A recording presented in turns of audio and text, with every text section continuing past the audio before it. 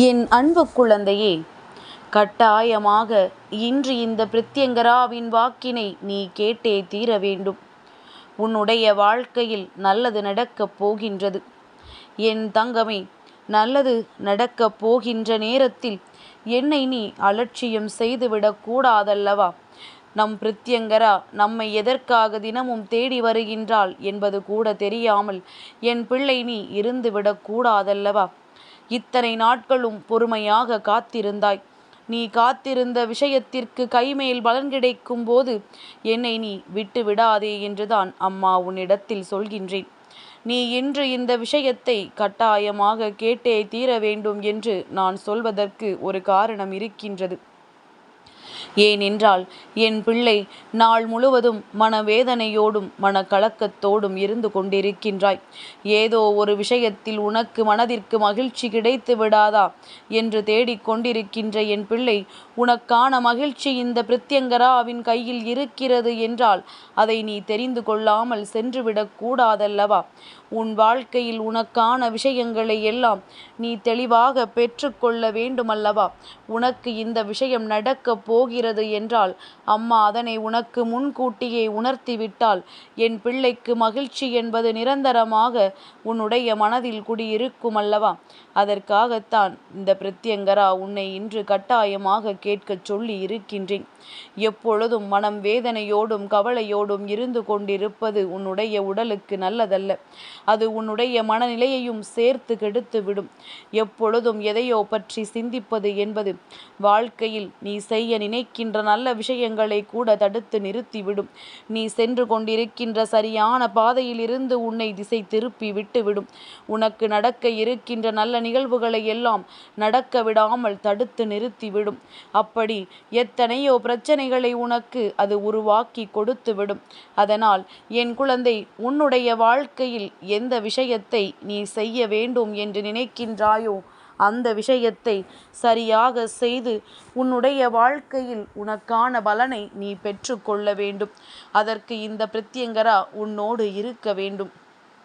அதனால்தான் அம்மா உன்னோடு இருக்கிறேன் என்பதனை உனக்கு உணர்த்துவதற்காக இன்று வந்திருக்கின்றேன். நீ எந்த சூழ்நிலையிலும் இந்த பிரித்யங்கராவை விட்டு விலகி நிற்க நினைக்காதே.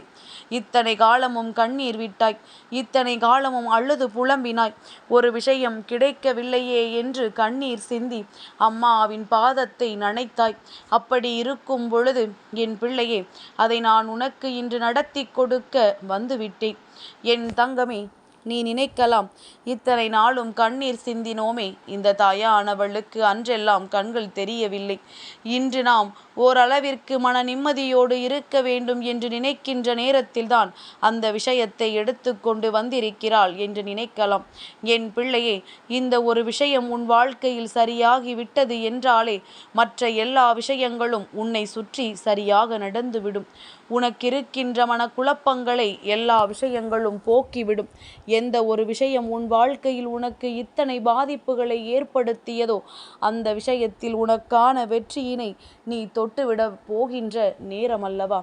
இந்த பிரித்யங்கராவை சாதாரணமாக நினைத்து விடாதே.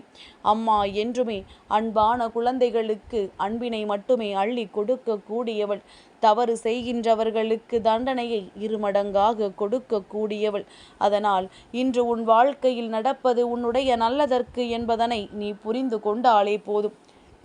உனக்கு கெடுதல் செய்தவர்கள், உன் வாழ்க்கையை அழிக்க நினைத்தவர்கள் என்று எல்லோரையுமே உன் அம்மா ஒரு கை நிச்சயமாக பார்த்து விடுவேன். யாரையும் நான் விட்டு வைக்க போவது கிடையாது. இந்த பிரித்யங்கராவின் ஆட்டத்தை நிச்சயமாக என் பிள்ளை நீ காணத்தான் போகின்றாய். என் தங்கமே, நீ அவர்கள் நன்றாக இருக்கிறார்கள் என்று நினைத்து மனம் வேதனைப்படுவதை முதலில் நிறுத்திவிட்டு, அவர்கள் எப்படி இருந்தாலும் அவர்கள் செய்த தண்டனைக்குரிய பலன் ஒரு நாள் அவர்களுக்கு கிடைத்தே தீரும் என்பதனை முதலில் நீ நம்பு. நீ வணங்குவது பிரித்யங்கரா, சத்ருநாசினியான இந்த பிரித்யங்கரா எந்த சத்துருக்களையும் விட்டு வைக்க மாட்டேன். தவறு செய்தவர்கள் ஒருபொழுதும் என்னிடத்தில் இருந்து தப்பித்து விட முடியாது.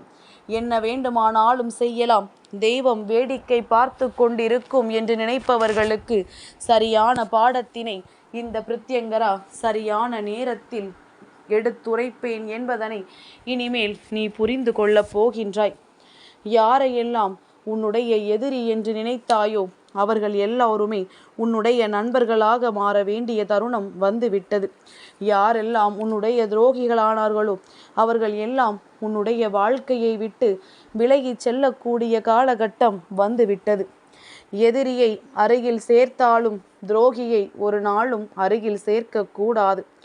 ஏனென்றால் எதிரியானவன் வெளிப்படையாக நின்று உன்னை எதிர்த்து உன்னோடு போட்டியிடுவான். ஆனால் துரோகியானவன் உன்னுடைய முதுகில் குத்தி சிரிப்பான் என்பது நீ நன்கு அறிந்த விஷயம் அல்லவா?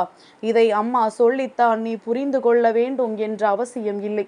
ஏனென்றால் என் பிள்ளை வாழ்க்கையில் அனுபவித்ததை உன்னுடைய வாயால் வெளியில் சொல்ல முடியாத அளவிற்கு வேதனைகள் இருக்கின்றது என்பதனை என்னால் புரிந்து கொள்ள முடிகின்றது.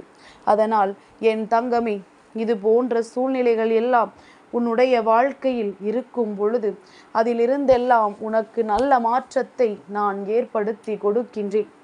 நல்ல முன்னேற்றம் இனி உன் வாழ்க்கையில் நடக்கும். உன்னை எதற்காக முதுகில் குத்தினார்களோ அந்த விஷயத்தில் என் பிள்ளை நீ நல்ல நிலைக்கு வந்து விடுவாய். எதை நீ சாதித்து விடக்கூடாது என்று நினைத்தார்களோ அந்த விஷயத்தை நீ சாதித்து காட்டுவாய். நீ மற்றவர்களுக்காக வாழ வேண்டாம்.